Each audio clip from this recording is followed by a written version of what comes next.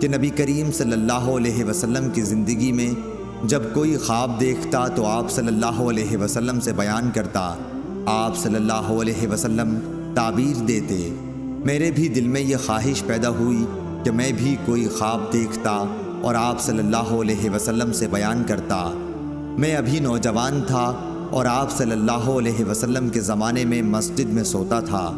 چنانچہ میں نے خواب میں دیکھا کہ دو فرشتے مجھے پکڑ کر دوزخ کی طرف لے گئے۔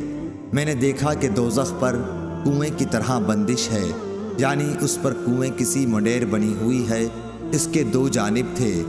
دوزخ میں بہت سے ایسے لوگوں کو دیکھا جنہیں میں پہچانتا تھا۔ میں کہنے لگا دوزخ سے خدا کی پناہ۔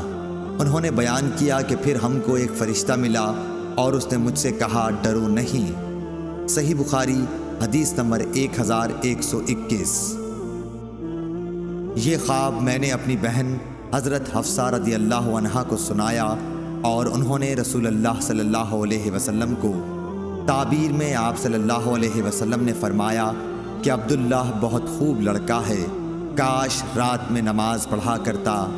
راوی نے کہا کہ آپ صلی اللہ علیہ وسلم کے اس فرمان کے بعد عبداللہ بن عمر رضی اللہ عنہ رات میں بہت کم سوتے تھے۔